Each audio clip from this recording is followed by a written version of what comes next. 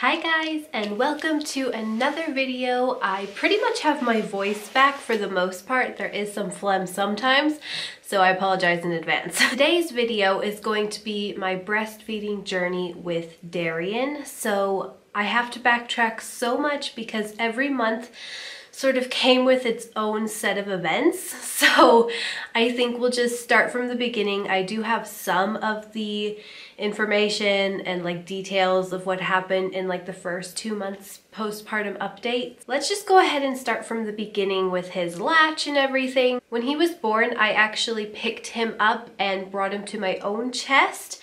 And after he started crying, very shortly after that, he started doing like basically the breast crawl, only it was more of like a breast fling, I guess you could say.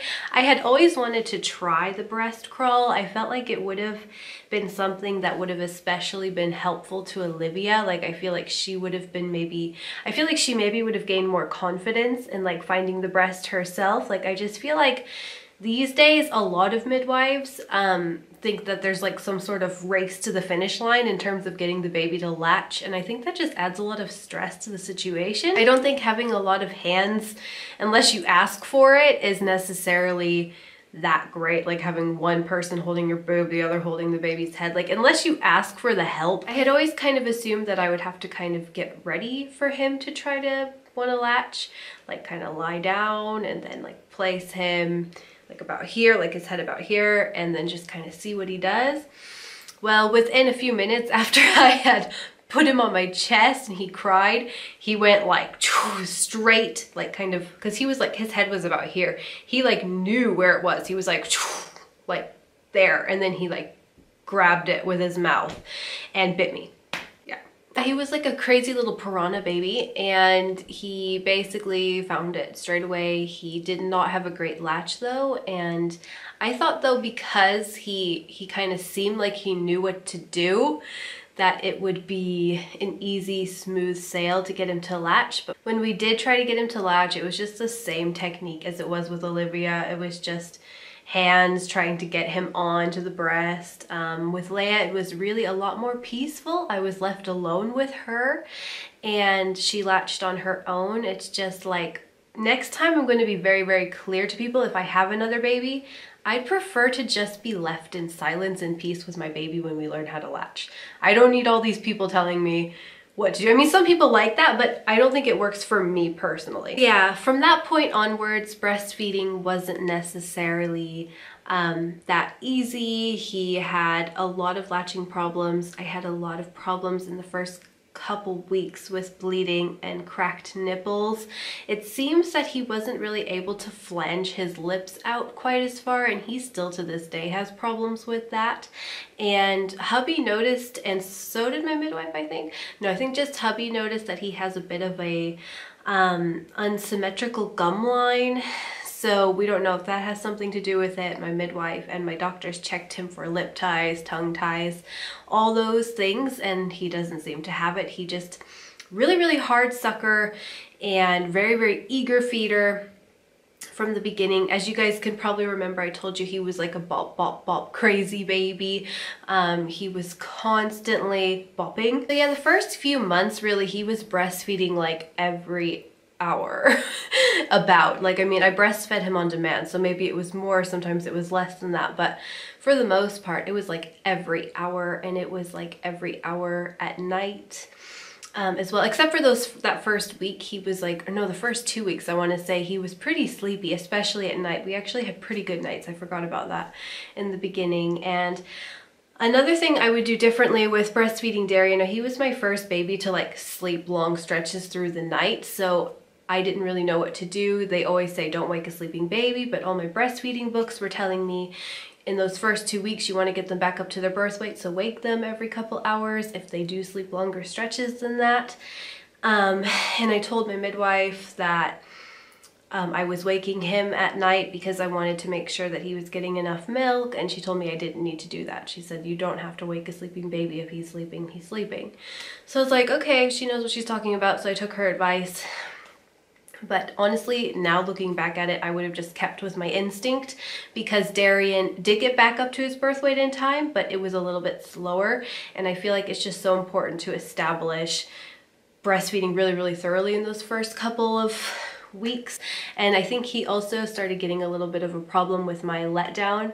My letdown was ferociously strong the first, well, it still is pretty fast actually. We never really got past it. I got prescribed a really, really good pump, and I would like pump milk out before giving him the breast, and it doesn't matter. I have multiple ferocious letdowns per feed this time, and I kind of always had a fast letdown with all of my babies, but this time it's been really, really fast and ferocious. And at first I thought it was from oversupply, but I don't really think I have oversupply, because I mean, obviously you can't tell exactly how much milk you're producing based on your pump volume, just because especially if you are exclusively breastfeeding, you tend not to get as much milk out and all that stuff. And I haven't really got that scheduled with my pump because I breastfeed so often. It's just been kind of a pain in the butt to add pumping on top.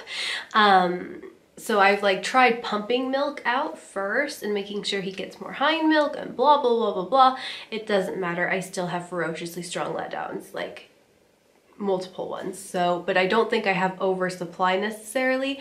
It just seems my breasts have like a very interesting trigger signal, or my hormones or whatever. It's like he will eat, and then when the letdown comes, it's like whoosh, and then it's like a little bit slower, and then it's like a break for like 30 seconds. And then before you know it, it's like whoosh again. It has improved since about 3 months, but it's just something we've been dealing with, and nothing really seems to help it. I have tried recline feeding him, and that helps with the choking. So usually I like lean back a bit when I feed him, unless we're having a good feed. Sometimes we don't have the ferocious letdown now that we're 6 months in. So yeah, my biggest tip is if you have the fast letdown, try a pump, try pumping some of the milk out. I think it's kind of an inconvenience in a way, because you have to clean all the bottles and like the supplies and everything. And sometimes it helps, sometimes it doesn't help. Some women just have like a supercharged letdown.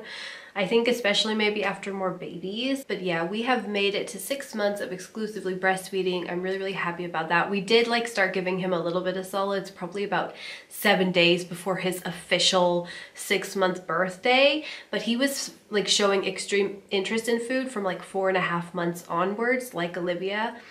So I just decided like, oh, what's another week? Like he's really interested, let's let him have some.